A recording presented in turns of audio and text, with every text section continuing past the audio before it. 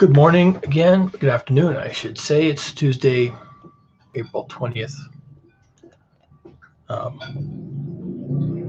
Lots of things in the news these days. My wife picked up something that probably isn't very newsworthy, but it got me thinking and talking about something um,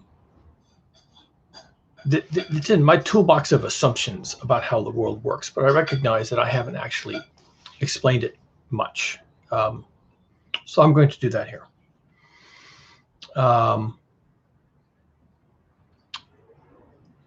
Antonio Guterres, I think that's his name, Secretary General of the United Nations, was giving a press release or a talk about the challenges facing humans and how those intersect with both the global economy, various forms of economic and social inequality, and the environment, as people commonly call it. So it's kind of a four-way intersection. And he was saying it's a typical story, and it's hard to disagree with him. Of course, people would disagree with how to implement what he's recommending, but what he's recommending is commonly mentioned in many circles, which is that we have enough money, we have enough technology, we have enough innovation at this point that we can do a lot of things that maybe we didn't know we could do. And we just have to organize ourselves around these crises, overlapping crises, mutually reinforcing crises, and agree as a species, not really even as nations. I think he even mentioned, we just need to set aside these types of distinctions, these type of artificial boundaries, and start solving our problems with the tools we have. And the problem, it's a long list. It was a long list. I can't even tell you what his list was, but there's not much argument about the list. Okay. The pandemic broke a lot of things. It was very hard on women. Women tended to lose jobs faster than men. It was hard on institutions. So hospitals have been damaged, degraded. The healthcare profession has been seriously undermined. Schools closed.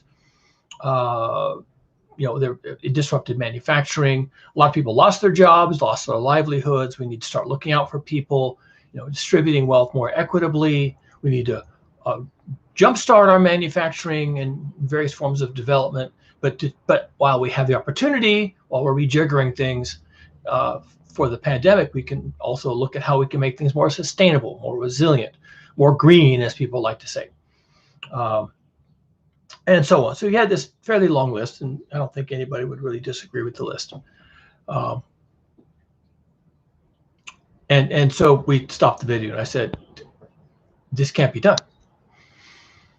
And it can't be done not for the reason he said, which is that we just don't have the political will to do it. I mean, that is certainly true. We don't have the political will to do it. But that's not the reason why it can't be done. If it was just political will, I would say, okay, let's talk about this. Let's get enough people together. Let's have an adult discussion about the challenges ahead of us. And maybe, right, if you get the right leadership and you get the right conversations, maybe we could do this. But we can't do this because it has nothing to do with who's at the table or what they're talking about or how intent they are on doing this. And the reason why we can't do this is the reason why we have never done this, and why now we have such a host of overlapping and intertwining and mutually reinforcing crises. We've never been able to do this because we can't. And you're wondering why we can't. It's because essentially, I want to call it because of the laws of physics, but I'll get to why that's probably true. But before I even do that, there's actually a more prosaic reason why we can't do it. Because humans are in a relationship with nature, also sometimes even with other humans, in fact, usually with other humans, but also specifically with nature, specific to this topic of why we can't have nice things. We are in a relationship with nature that is defined as a zero-sum relationship. A zero-sum relationship, this comes to us from game theory. It's a mathematical study, mathematical pursuit. It's become top of mind for a lot of philosophers and mathematicians and physicists and economists as well, to try and help to describe why we can't seem to make progress in certain areas. And game theory is not about cards or dice or board games. It's from mathematics, and it is the observation that decision making is usually not just a binary yes no, and outcomes are usually not also just a binary win loss or something like that. It's always much more complicated. And in the case of the relationship of humans to nature, the relationship is what's called a zero-sum game. It's a zero-sum game. And zero-sum games are actually pretty common. It doesn't have to be that way, although that's maybe where the laws of physics come in. I'll get to that maybe towards the end. A zero-sum game is defined as there are two parties. They may not even be competitors, like playing poker or something. They're just two parties that are engaged in a relationship. And the relationship is by observation, or maybe by the laws of physics. The relationship is defined as when one advances a step, the other goes back a step. Okay? And it doesn't matter which one's doing the advancing. When one advances a step, the other goes back a step. And then it's always this way. Okay? Now it's called a zero-sum game because if you want to put scores on these advancing and retreating, you could say, a +1 step causes, through some mechanism, sometimes the mechanisms aren't even properly understood. A +1 move by one party results in a -1 move by the other party. And so the +1 and the -1 as a system result in 0. The system didn't move. The system didn't move. One party went forward, one party went backward. The system didn't move. It's zero-sum. They sum. The moves by the two parties sum arithmetically to 0. And the system didn't move. Zero-sum games are really, really common. They're very common in human interactions when there's information asymmetry. So a salesman knows something about a product that you don't know. The salesman might know that you're about to pay $100 for something, but the salesman knows that his company bought it for 50 and the manufacturer made it for 10, but you don't know that. So you're about to plop down $100 for something that really, in the larger economic sense, is worth $10, maybe 20 if you allow for a certain amount of greasing of the skids of commerce. So someone's going to make out and you're going to lose. And it was because of the information asymmetry. So zero-sum games are real common. Stock markets are like that. Someone just made a profit. Well, whoever bought so that person can make a profit just took a loss. Okay, the money, as I say, changed hands. And there are some days the stock market will advance; it'll go forward. But a lot of the times, the transactions that are happening, 1,000 a second, are actually just zero-sum games. Someone made a penny and someone lost a penny, and that's just how that worked out. So the relationship with humans and nature has always been this way. I say always. There's been 20,000 years of doing this. So can I get away with always? How about as a generality? As a generality, it has always been this way. And the reason, it does come down to physics and that there's limited resources available on the surface of the Earth. And it's important to mention the surface of the Earth because we can actually change that by leaving the Earth's surface. Well, we can. A lot of our progress has been because our focus has left the surface of the Earth as an arena of play. All right. We are digging deeper. We are flying higher. We are going to the stars. We no longer play at the same playing field, literally, as nature itself plays. If you are willing to allow that we are not natural, okay, that we are not in nature. I guess you could make a point that when we move forward, maybe all of nature moves forward because we're natural things too. But I'm going to strictly take us out because I'm trying to explain something of why Anthony Guterres can't have nice things, okay? Antonio Guterres can't have nice things. Here's how it works. So when we were hunters and gatherers, meaning further back than 20,000 years ago, we actually lived in exactly the same habitat and had exactly the same relationship with the earth, the water, the sky, the mountains, whatever, as all the other animals and all of nature, plants, animals combined. We were looking for food, and when in areas where we were, we would eat, and areas where we were not, we did not impact at all, and we had no permanent use for any habitat.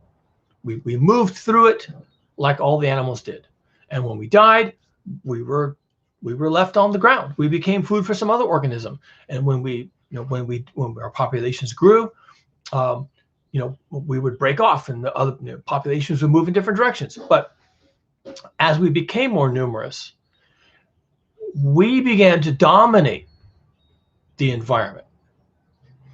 And that doesn't even include that our activities became more destructive, because they certainly did, as we began to innovate ways to make, gather, store food, and fend off predators and fend off competitors for that food, using pesticides and whatever else, weapons of mass destruction. Then we start to damage the habitat that we shared with all the other natural things in the world. But even apart from the damage we could and did and always have done, in more modern times, our numbers alone cause the depletion of places for other animals to live. Our numbers alone. Even if we just remain hunter-gatherers, we would eventually have a serious impact. I saw a number recently that I couldn't actually fathom it, and I'm usually pretty good with things like this. Something like, of all the,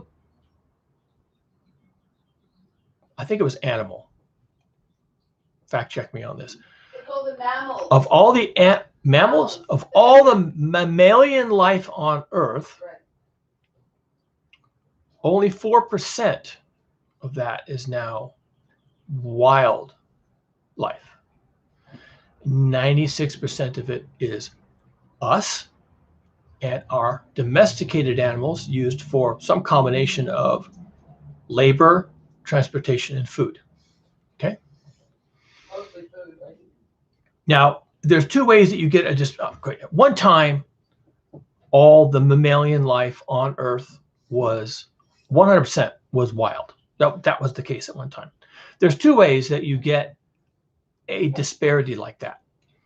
One, you simply create so much domesticated life that it dwarfs the animal life, the wild animal life, so that maybe the number of animals are still the same in the wild, but we now have so many domesticated animals that their numbers dwarf the numbers of wild animals. That's one way you can get a disparity like that. The other way you get a disparity like that is that the domesticated animals, because their needs overlap with the needs of wild animals, we displace the wild animals, either deliberately or accidentally, just by rendering the environment unfit for their survival, reproduction, feeding, migrations, whatever. And we displace them, and then we drop our domesticated animals there. And obviously, both of these things could be happening. And almost certainly, both of these things are happening. Almost certainly, an example, the Midwestern, the Plains states used to be covered with gigantic bison herds. 40 million bison used to wander these. These are large animals. Okay, these are big animals. These are not prairie dogs. These are big animals. And now you probably can't find a herd of bison more than, say, 100 bison. And there might be a few of those herds, and they're just bred for their meat. All right. I don't know. There's not many bison left, but there are lots of cattle, right? Lots of cattle. And there may be as many cattle now as there were bison at one time. And so this is an example of how we just displaced the bison. They're all but extinct. I mean, we're now actively breeding them and keeping them on ranches, and we have some, it's a good thing they have some economic value as meat, because if they didn't have that, they wouldn't exist. Let's just face it, right? They'd be gone. So that's an example of a zero-sum game. The domesticated cattle advanced, taking more territory, becoming more abundant, having a greater impact on the natural system. And the bison, who would have occupied exactly the same environmental segment, retreated. Zero-sum games like this they define our relationship with nature.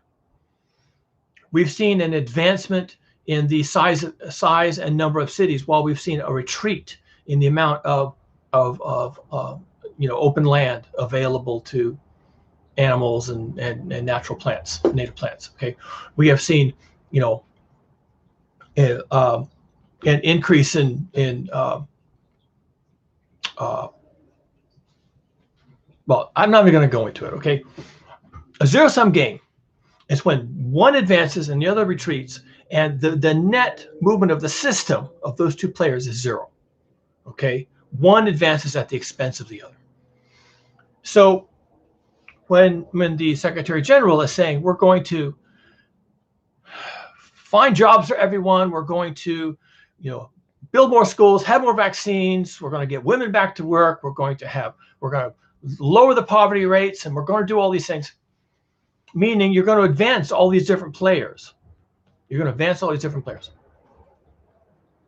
And then he says, and we're going to do this sustainably with green technology and all this kind of stuff.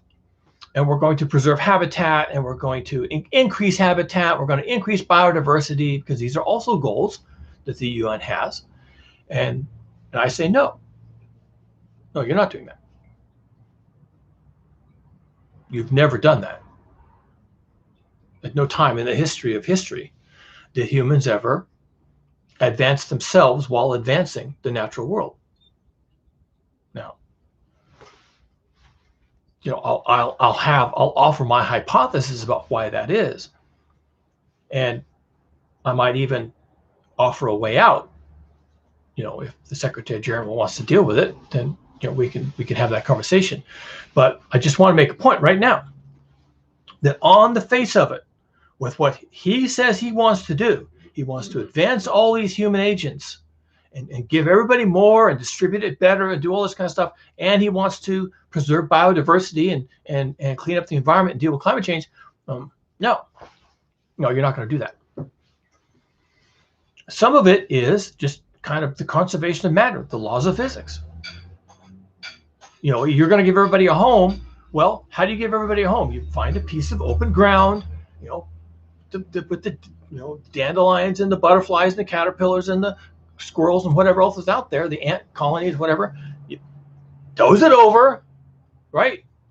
Bring in a bunch of trucks and materials. Oh, and to get the wood materials, you have to go cut down a forest somewhere, bring in all this stuff, burn all these fossil fuels to do it, manufacture over here, transport over there, cut, clear, level, whatever you want to do, build a house and put people in it.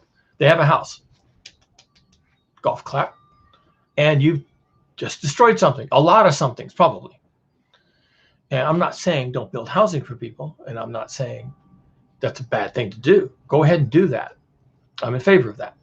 I'm building housing for people right now. I'm just saying that if you're going to build housing for people and provide housing for people as a basic human natural need, don't come along with the next sentence and say, and you're going to preserve biodiversity and habitat, because you're not going to do that.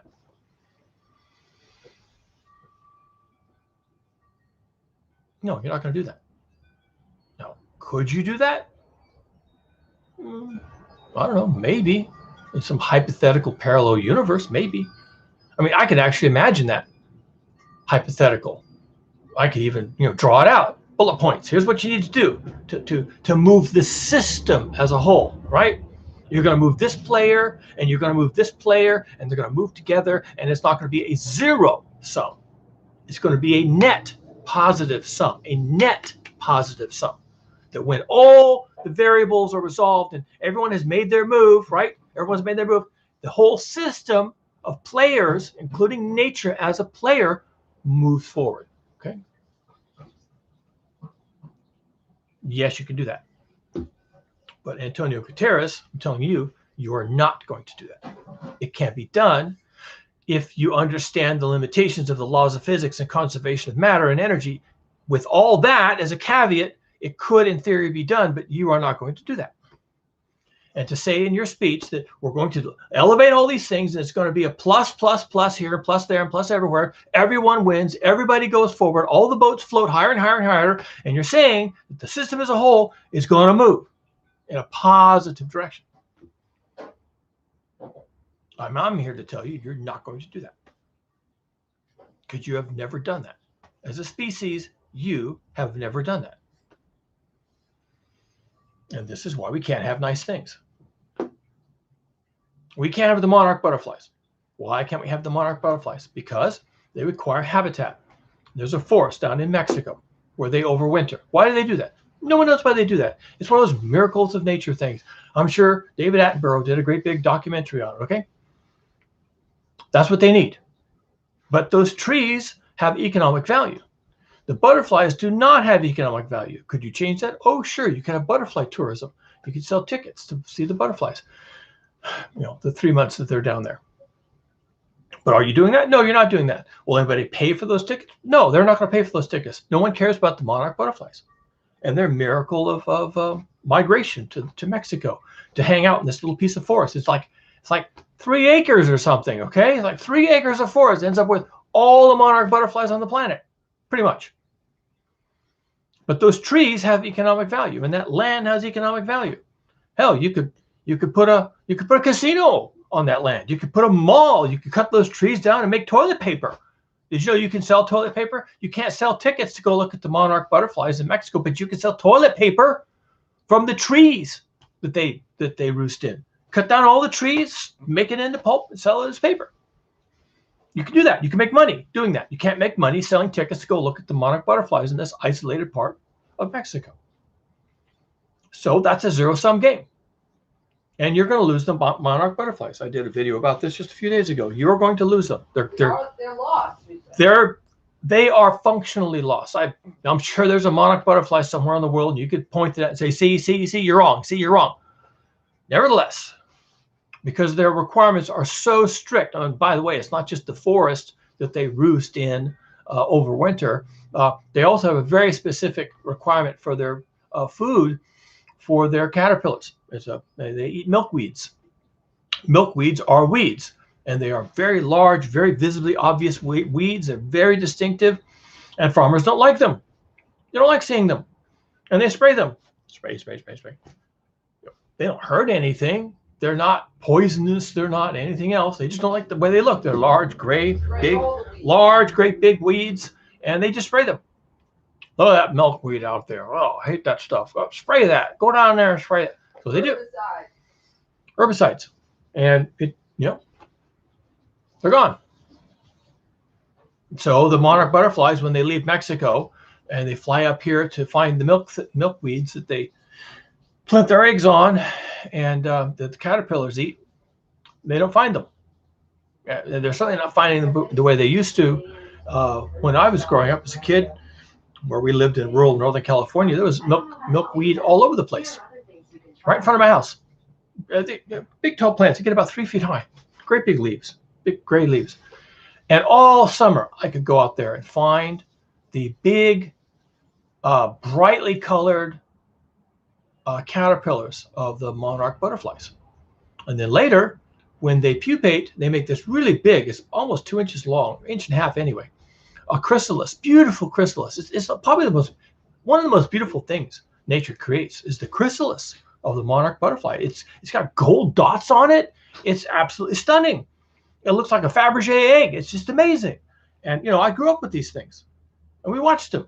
We watched them develop, and then they would, then the chrysalis becomes transparent. You can actually see the butterfly inside, and they're beautiful. And then the butterflies come out, and they're beautiful. They're beautiful butterflies. Great big butterflies, as big as the palm of your hand, and beautiful black and orange and white spotted, and they're just gorgeous, and they fly, and they're absolutely part of my childhood. My childhood summers were spent watching the monarch butterflies. I doubt you could go to anywhere in the county where I grew up and find a patch of milkweed with monarch butterflies growing on it. I bet you couldn't find one patch nowhere in the county, nowhere. I just don't. Given how that part of the countryside has developed and how people are about spraying pesticides everywhere, I just don't see. I just don't see how it's possible. So this is what happens when we advance. We destroy nature. Our domesticated animals destroy nature, replace it in many cases. We destroy nature directly when we do things that we feel like we have to do. Building homes, building shopping centers, laying down pavement for parking lots and freeways, airstrips, and then of course all the things we manufacture. Coal mining, oil and natural gas extraction are very, very damaging to the habitat. Agriculture, it already takes land and habitat away from natural systems, just dozes it over and it's gone. But also then when the farmers, in their very efficient way they do things, are broadcast spraying fertilizers and pesticides, and it destroys even more. And our waterways are polluted by manufacturing and by spills, so-called, all of which could be avoided, but there never are because it's easier just to let it go in the river, and so on and so forth. And biologists, system ecologists are now telling us we are in the 6th mass extinction on Earth. That Earth has experienced 5 mass extinctions where a large majority of life on Earth was actually exterminated, and we are in the 6th. And if you scratch the surface and you ask them, so why are we having an extinction? Is it a meteorite? No. Is it a comet? No. Is it lava fields? No. Is it another oxygen catastrophe? No. It's not any of those things. So what is it? Well, if you really want to get down to it, it's us. We're doing it. You can't have domesticated animals representing 96% of animal biomass and wild animals being 4% without having extinctions. You just can't do that. You can't have almost the entirety of North American continent, except for obviously the boreal forest in Canada, taken over with agriculture and not have mass extinctions.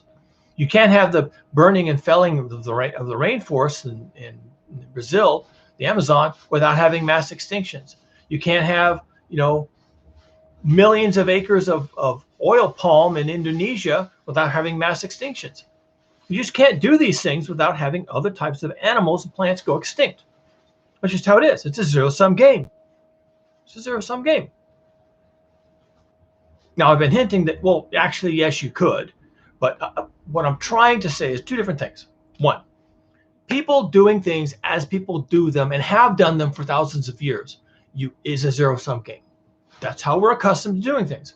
It might even be in our DNA. It's even possible that this is a behavioral trait, because we also exhibit this behavioral trait towards other humans, which seems a little bit strange. Other animals tend not to be that way, unless they're predator prey, right? That's always a zero-sum game. But We're capitalists. The way we treat each other is also largely a zero-sum game. So there's something in us that we default to that behavior. There's something there that's in my way. I have a goal, a vision, and that thing is in my way. So I'm going to remove that thing and I'm going to go forward. Okay? That thing is gone, but I didn't value that thing and I'm going forward. We even do that with each other. Okay, that's what genocide is all about. Genocide is a zero-sum game. I'm going forward and you are going into the abyss. You're done. You're done, and I am going to profit from you being done. And I'm going forward and you're going back, and the system isn't moving. Humans as a species are not moving, but some player is moving. And of course, they're moving forward. Now, when I say it doesn't have to be this way, I'm not actually sure that's true. There is a certain component of competition for limited resources that sort of always equates to I got the resource and I went forward with it, and I took it from you and you went backward. There's a certain element of that that's sort of built in. And our best tool for exploiting nature and humans is also the thing that is most often held up as like the pinnacle of human creation and development, which is capitalism.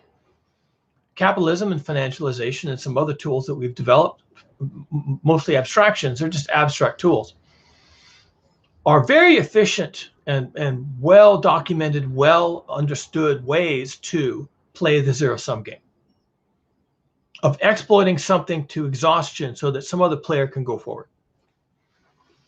Does it always have to be that way? Well, Antonio Guterres thinks that there's a way. I don't know if he thinks this, but he's implying that there's a way to go forward and basically the whole system goes forward. That means the entire Earth planetary system with humans as players, the natural system as a player, all the animals, all the plants, all the things, including, of course, fighting climate change. That's not a player as such, but it's a phenomenon we're going to have to deal with. That all these things can go in a net positive direction. Positive meaning good, which may mean increasing. Could we increase the human population? I've heard people claim that we could easily sustain 40 billion humans on Earth. That's usually based on something like, oh, we get this much solar radiation from the sun, and there's this much atmosphere, and there's this much hydrosphere, and given all these things and how much food you could theoretically grow, meaning how much tofu you could grow, given those numbers, we could support 40 billion human beings just eating tofu and not doing anything else. Okay, that's kind of dumb, but okay, so they're somewhere in there, somewhere between the current 8 billion and some theoretical maximum 40 billion, something ridiculous, but theoretically possible. Somewhere in there is a real number for humans. No, so let's say you could reasonably double the number of humans on this planet before we actually ran out of physical room. Okay, well, if you're saying that you're just going to take all the surface of the planet and make it into humans, then you're not leaving any surface for anything else. So there's your zero-sum game. We just destroyed absolutely every single other living thing except for maybe crickets. And that's where we're at now. And that's where we're headed. So how could you do that? How could you possibly do that? Doubling the number of people, or doubling, or just doubling the quality of life of the current people. How about that? I mean, it's kind of the same thing, right? How about if we just double, maybe more than double, the quality of life of every human being on Earth, on average, right? That means that some of the people who are doing really well don't double their livelihood, but people who are doing really poorly, maybe they get a 20 times increase in their livelihood. But on the net of net, it ends up being, say, a double. How would we do that? How would we have 88 million people with a really great quality of life? Access to medicine, schools, political institutions, laws, clean water, healthcare, and of course, security. No genocides, no wars, no invasions, and therefore, no one's migrating who doesn't want to. No one is forced into a migratory pattern where they can't have a home and they have to leave their country. Everything is solved. Okay, could you do it? And could you do it in a way that's not a zero-sum game? Could you do it? Well, I'm not sure I even want to get into it, but that would be the question to ask. The question would not be, can we, improve biodiversity? Can we improve economic equity and reduce the amount of inequality? Can we reduce conflicts? Can we improve the quality of life at all levels? Men, women, children, families, communities, nations. That's not. Yes, we could do all those things. That's not really the question. The question is, can we do it in a non-zero-sum way? Now, he didn't bring that up. He didn't. Now, it could be that he didn't propose that because he just doesn't know that's the problem. Or it could be he doesn't propose it because he already knows the answer. You can't. So why would any politician bring up a topic and have all these all these things that we need to do, and we're going to do it this way, and it's going to be equitable, and it's going to be fair, and it's going to be resilient, and it's going to be, it's going to respect habitat, and it's going to create more biodiversity. And when he says all these things, why would he say all these things if we've never done that? And it may even be theoretically impossible. Why would he say all those things? I actually don't know. I've never talked to the guy. I can't really get into his head. I don't know what his job is like. I don't know who else has his ear and is telling him what to say.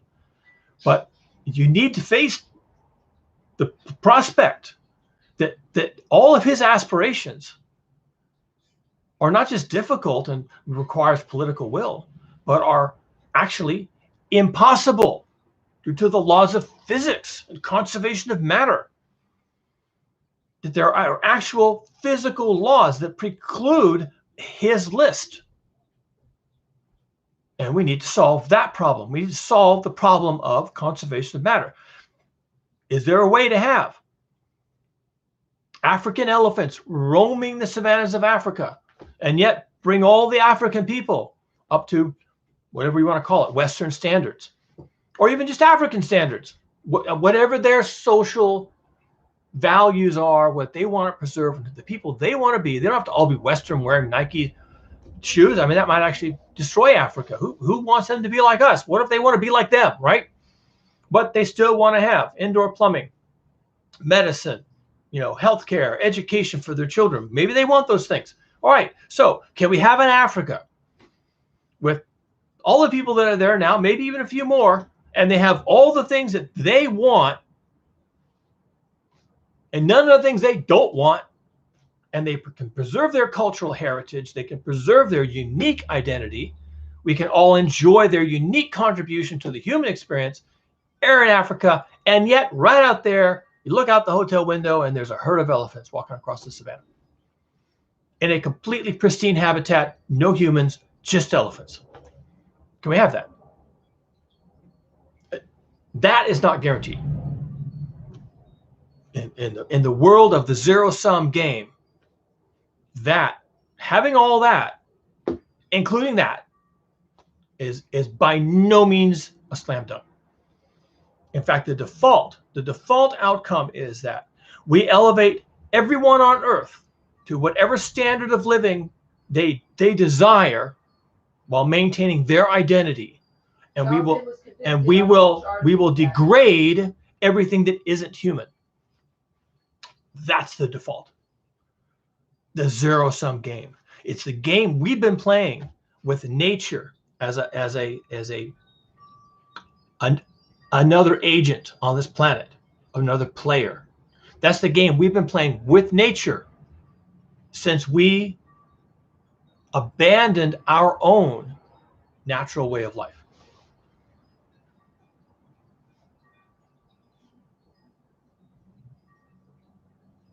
So yeah, I would like to believe that he's onto something. I'd like to believe that we can do this. I would like to see people happy and fulfilled with purpose and a sense of uniqueness and identity and cultural heritage. I would like to see all that. I would like to see all humans elevated because I am compassionate. But I know in the background, lurking behind all of this compassion, is this terrible thing called the zero-sum game. You got to figure that out. I don't have the answer. Maybe if I thought about it for a couple of weeks or a month or a year, maybe I could come up with an answer, as if that would matter. But if I could come up with something, I'm sure someone else could. Those need to be the people who are at the table right now. Who does? Who needs to be? I guess it's some combination of engineers. It has to be scientists because they understand the limits of the laws of physics, okay? It's got to be engineers, biologists, philosophers, social scientists. I think you just leave the politicians out of it, just straight up out of it. Just leave them. They do not have a seat at the table. Because one thing you don't want to hear about is, well, actually, there's several things you don't want to hear about, which is what they're going to bring up. As soon as you try to read your charter, they're going to say, All right, we're going to do this, but it can't cost economic growth. It can't harm any important industries. It can't degrade the quality of life of anybody who's currently at the top. It can't redistribute wealth. It can't be communism. It can't be socialism. I mean, if you allow the politicians into this, that's why we need scientists and engineers. Then basically they'll just screw it up. They'll just completely screw it up, and you won't get past first base. So, but if you were to convene a bunch of people who are not politicians, they have no dog in this fight. Okay, they're just interested in solving the problem. And there are people like me and like that who are just interested in solving problems. You have a problem? Oh, that's an interesting problem. Yeah, maybe there's a solution. I don't know. I would like to talk to I'd like to talk to an engineer, though. I'd like to talk to some. Well, what Antonio Guterres is saying, his quotes. I'll just read it to you. Okay, I don't really care. No, hold on. I don't want to get lost in the weeds. No, that's your role to get lost in the weeds. It reaffirms what you're saying, because you're saying it's the scientists that have to lead us. And he says, Antonio Guterres, the Secretary General of the UN, we are seeing indeed that we live in a triple crisis: a climate crisis, a biodiversity crisis, and a pollution crisis. And if we don't act immediately, we are, as I said, on the verge of the abyss. There is no time to lose. That is the message. Now that's fine, but if you allow politicians to enter into that discussion, we can't. If we have to do. Can I? This is my video, not yours. Okay. If you allow politicians and economists into the room when you start addressing pollution and climate change and all this stuff, they're going to say, if we can have solutions that don't impact economic growth, then we're fine. And you can't allow those people at the table. You can't allow them at the table. And because you cannot, that's why there probably is no solution. I mean, I could come up with some sort of a venue or something where the right engineers and scientists and biologists and medical professionals and educators get together in the room and talk about what are the problems facing humanity, how are we impacting nature, how can we go forward without impacting nature nearly as much as we do, and you can maybe figure all that out. But the politicians couldn't be in the room. And the economists, as another class, couldn't be in the room. So what have you really accomplished? I don't know. And these are the systems that don't exist. These are the systems that are broken. We actually can't solve this problem because the people who would be asked to solve the problem are exactly the people who are invested in the problem as it is. They're all playing the zero-sum game. For their jobs. Yeah, that's how they make money. That's how they survive. That's probably the only way anybody makes money is through theft. I'm sure there's an element of that. You're making money, you're taking money from someone else or from something else. So that's a whole nother thing. I'm sure there's a lot of people who are capitalists who say, oh, no, I make money because I work hard. Really? No, I think you're overseeing the labor of a lot of people who are making, 1/100th or maybe even 1/1 millionth of your salary, and you're exploiting them. And if you were to share some of your wealth with them and bring them up and float their boat a little higher, then, you wouldn't be as rich as you are. So is that a decision you're going to make? Nope. Nope. You're not going to do that. So this is why we can't have nice things. And I'm sorry, Mr. Secretary General of the United Nations, I don't think you can have those nice things.